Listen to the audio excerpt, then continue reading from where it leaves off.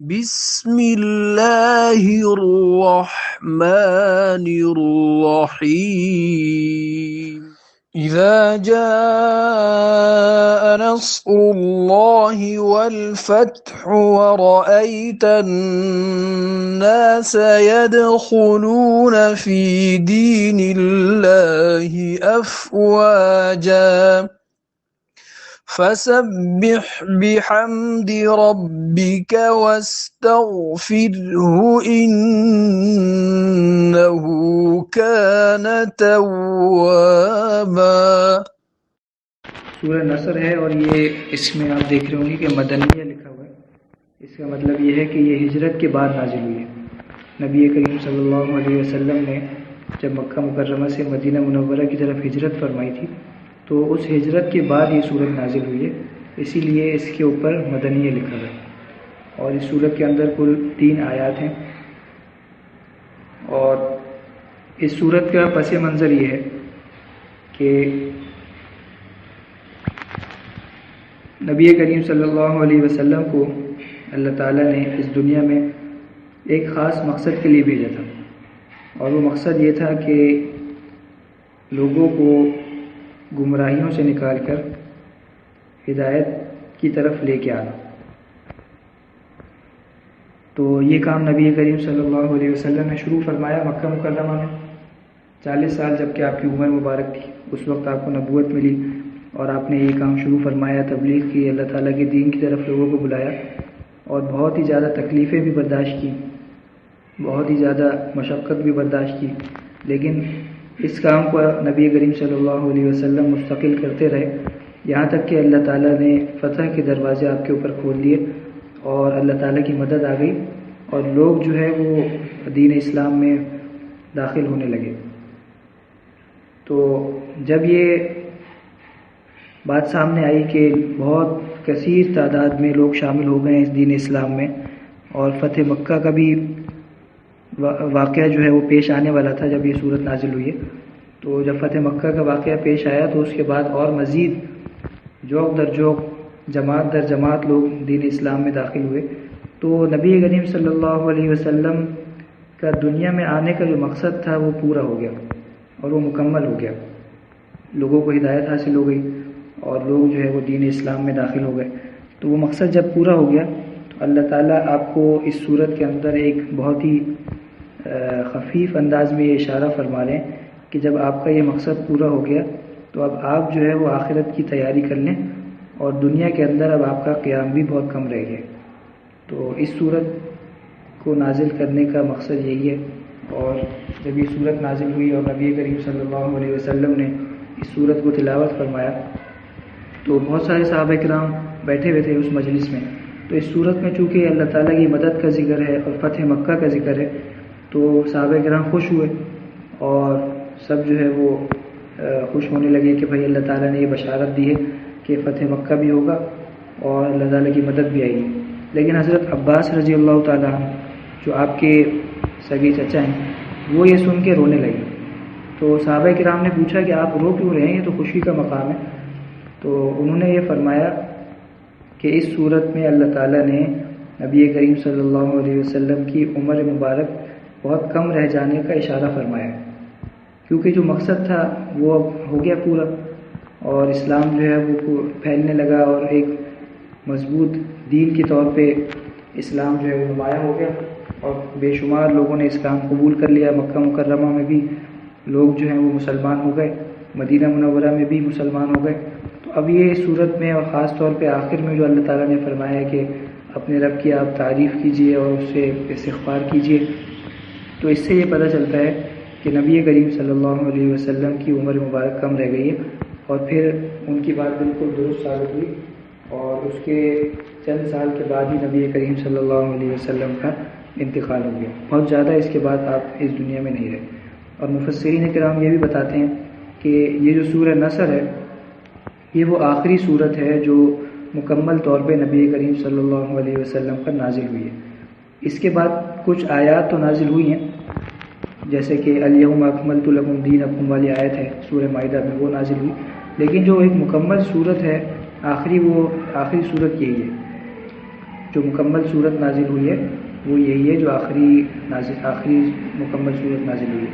اس کے بعد چند آیات نازل ہوئیں، لیکن کوئی مکمل صورت اس کے بعد نازل نہیں ہوئی۔ اور سب سے آخری آیت جو نازل ہوئی جس کے بعد نبی کریم صلی اللہ علیہ وسلم کی وفات ہو گئی وہ ہے وَاتَّقُوا يَوْمًا تُرْجَعُونَ فِيهِ إِلَى اللَّهِ، وَاتَّقُوا يَوْمًا تُرْجَعُونَ فِيهِ إِلَى اللَّهِ، یہ سورہ بقرہ کی آیت ہے اور سب سے آخری آیت یہی نازل ہوئی ہے۔ اس کے بعد بعض حضرات فرماتے ہیں کہ 7 دن بعد نبی کریم صلی اللہ علیہ وسلم کی وفات ہو گئی تھی۔ تو یہ صورت کا پس منظر تھا، اب ہم اس کا ترجمہ کر لیتے ہیں۔ بسم اللہ الرحمن الرحیم۔ اذا جاء نصر اللہ والفتح، جب اللہ کی مدد اور فتح آ جائے۔ فتح سے مراد یہاں پہ فتح مکہ ہے۔ اذا جاء نصر اللہ والفتح، جب اللہ کی مدد اور فتح آ جائے۔ ورأیت الناس يدخلون فی دین اللہ افواجا، اور تم لوگوں کو دیکھ لو کہ وہ فوج در فوج اللہ کے دین میں داخل ہو رہے ہیں۔ یہ نبی کریم صلی اللہ علیہ وسلم کو خطاب فرما رہے ہیں اللہ تعالیٰ۔ وَرَأَيْتَ النَّاسَ يَدْخُلُونَ فِي دِينِ اللَّهِ أَفْوَاجًا، اور تم لوگوں کو دیکھ لو کہ وہ فوج در فوج اللہ کے دین میں داخل ہو رہے ہیں، یعنی دین اسلام میں۔ فَسَبِّحْ بِحَمْدِ رَبِّكَ وَاسْتَغْفِرْ، تو تم اپنے رب کی تعریف کرو اور اس سے مغفرت مانگو۔ فسبح بحمد ربک واستغفر، تو تم اپنے رب کی تعریف کرو اور اس سے مغفرت مانگو۔ انہ کان توابا، یقین رکھو کہ وہ بہت معاف کرنے والا ہے۔ انہ کان توابا، یقین رکھو کہ وہ بہت معاف کرنے والا ہے۔ تو یہ سورت کا ترجمہ ہو گیا، اور اس میں جیسے کہ میں نے عرض کیا کہ یہ فتح مکہ سے پہلے نازل ہوئی یہ سورت، اور اس کے اندر اللہ تعالیٰ نے فتح مکہ کی بشارت بھی دی ہے اور اپنی مدد اور نصرت کی بشارت بھی دی ہے۔ اب اس سورت کو میں ایک ہی آیت پڑھ کے اسی مختصراً تفسیر کر دیتا ہوں۔ بسم اللہ الرحمن الرحیم۔ پہلی آیت ہے اذا جاء نصر اللہ والفتح۔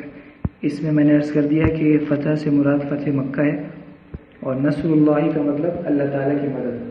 اللہ تعالیٰ کی مدد کیسے آئی کہ وہی مکہ جو کبھی جس میں نبی کریم صلی اللہ علیہ وسلم اور صحابہ کرام پہ ظلم و ستم کے پہاڑ توڑے جاتے تھے، اور وہاں پہ ان کو نماز نہیں پڑھنے دی جاتی تھی، اور دین اسلام پر قائم رہنے کی وجہ سے طرح طرح کے ظلم ان پر کیے جاتے تھے۔ اللہ تعالیٰ نے اسی مکہ کو نبی کریم صلی اللہ علیہ وسلم کے ہاتھوں اس طرح سے فتح کروایا کہ اس کے اندر کوئی باقاعدہ جنگ بھی نہیں کرنی پڑی، اور کوئی بہت زیادہ اس کے لیے تکلیف بھی نہیں اٹھانی پڑی، بلکہ بہت ہی آرام سے اور بڑے ہی اطمینان سے اللہ تعالیٰ نے اس کو فتح کروا دیا۔ تو یہ اللہ تعالیٰ کی مدد تھی جو اس وقت نازل ہوئی، اور صحابہ کرام نے اس کا اپنی آنکھوں سے نظارہ کیا۔ یہ صورت فتح مکہ سے پہلے کی ہے۔ دوسری آیت میں اللہ تعالیٰ فرما رہے ہیں کہ جب تم لوگوں کو دیکھ لو کہ وہ فوج در فوج اللہ تعالیٰ کے دین میں داخل ہو رہے ہیں، تو اس کا مطلب یہ ہے کہ فتح مکہ کے بعد جب لوگوں نے دیکھ لیا کہ مکہ مکرمہ بھی فتح ہو گیا، تو اصل میں بہت سارے لوگ ایسے تھے عرب میں جو قریش کے تابع تھے، جو سب سے بڑا قبیلہ تھا مکہ مکرمہ کا، قریش جو نبی کریم صلی اللہ علیہ وسلم کا بھی قبیلہ ہے، تو اس کے بڑے بڑے سردار آپ کے مخالف تھے، اور ہر وقت جو ہے وہ آپ کے خلاف منصوبے بناتے رہتے تھے۔ تو جو دیگر عرب تھے وہ ان قریش کے تابع تھے، وہ یہ کہتے تھے کہ بھئی اگر یہ قریش دین اسلام میں داخل ہو جائیں گے تو ہم بھی مسلمان ہو جائیں گے۔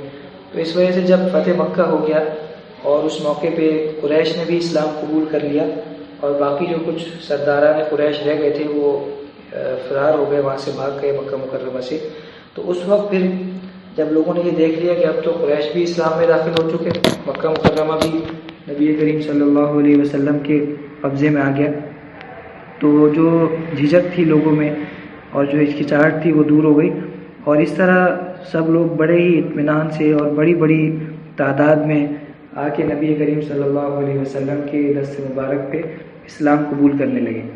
تو یہ اسی موقع کا اللہ تعالیٰ ذکر فرما رہے ہیں اور بشارت دے رہے ہیں۔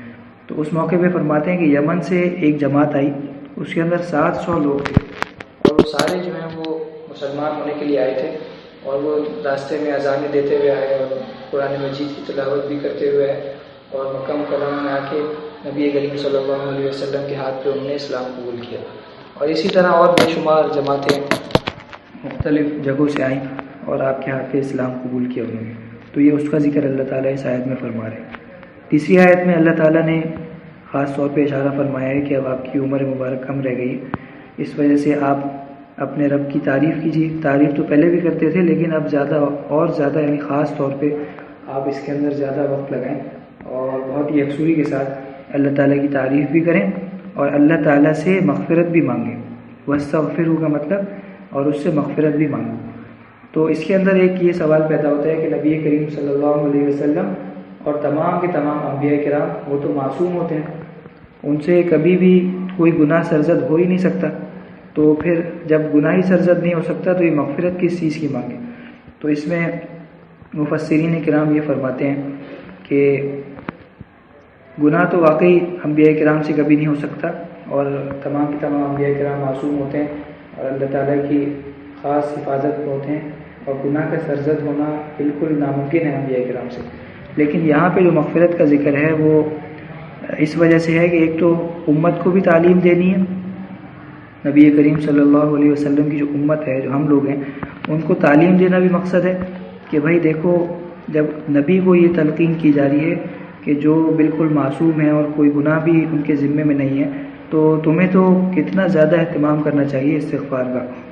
تو یہ اس طرح سے امت کو تعلیم دی جا رہی ہے، اور ساتھ ساتھ یہ بھی مفسرین کرام نے لکھا ہے کہ اس کا ایک مقصد یہ بھی ہے کہ اگر کبھی نبی کریم صلی اللہ علیہ وسلم سے کوئی خلاف اولا کام سرزد ہو گیا ہو، خلاف اولا کا مطلب یہ ہے کہ جو کام ہم کر رہے ہیں وہ ہے تو جائز، گناہ کا کام نہیں ہے، لیکن اللہ تعالیٰ کے نزدیک اس کام کو چھوڑ دینا یا اس کے علاوہ دوسرا کام کرنا وہ زیادہ پسندیدہ تھا۔ تو یہ مقصد ہے خلاف اولا کا، اس کے اندر کوئی گناہ نہیں ہوتا، لیکن اللہ تعالیٰ کو اس کام کو چھوڑ دینا یا کوئی دوسرا کام اس کے بدلے میں کر لینا وہ زیادہ پسند ہوتا ہے۔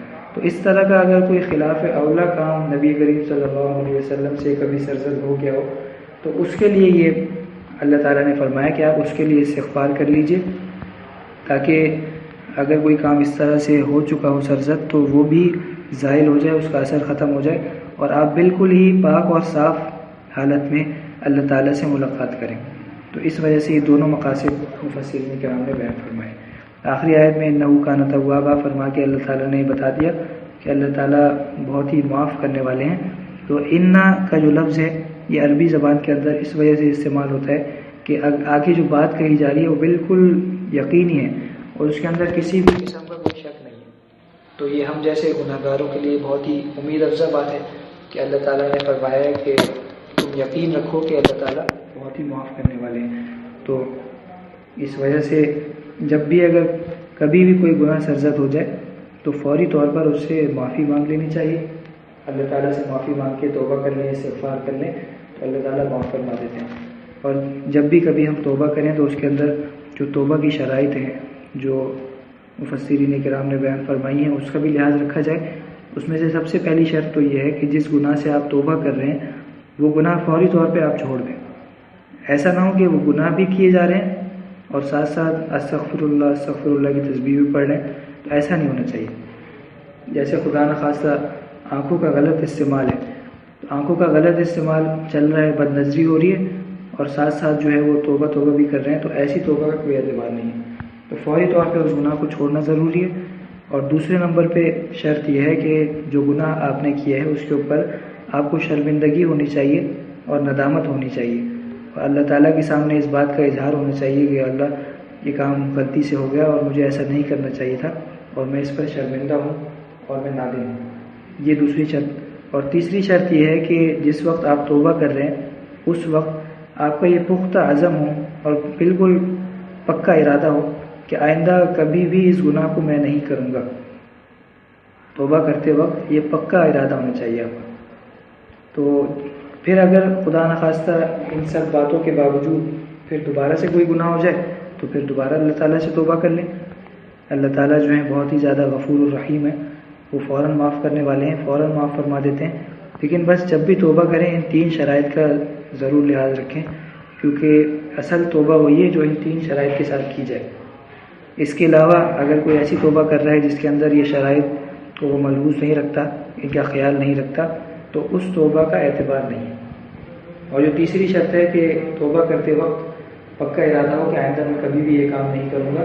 تو اس سے یہ پتہ چلتا ہے کہ اگرچہ بعد میں وہ کام ہو بھی جائے، غلطی سے ہو جائے، انسان ہونے کے واسطے انسان سے غلطی ہو جاتی ہے، تو پھر دوبارہ توبہ کر لیں اور پھر اس میں بھی یہی پکا ارادہ کریں کہ اللہ میں بالکل نہیں کروں گا، اور کوشش بھی کریں گناہ سے بچنے کی. لیکن پھر جب بھی دوبارہ کبھی اگر ایسا ہو جائے، چاہے 10 دفعہ ایسا ہو، تو اس سے مایوس نہیں ہونا چاہیے اور توبہ کو نہیں چھوڑنا چاہیے. بعض حضرات ایسے ہوتے ہیں جو کہتے ہیں کہ بھئی ہم سے تو بار بار گناہ سرزد ہو جاتے ہیں، تو توبہ کرنے کا کیا فائدہ؟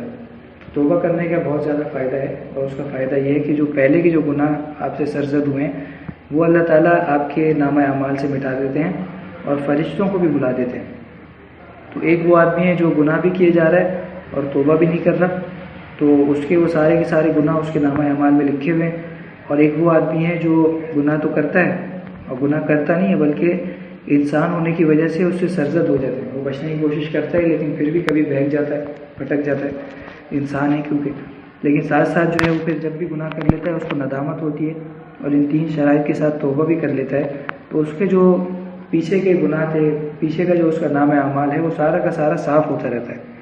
تو اگر کبھی اس حالت میں اس کی موت آئے گی تو انشاءاللہ تعالیٰ وہ اس کا نام اعمال بالکل صاف ہوگا اور وہ اللہ تعالیٰ سے بالکل پاک اور صاف ہونے کی حیثیت سے ملے گا.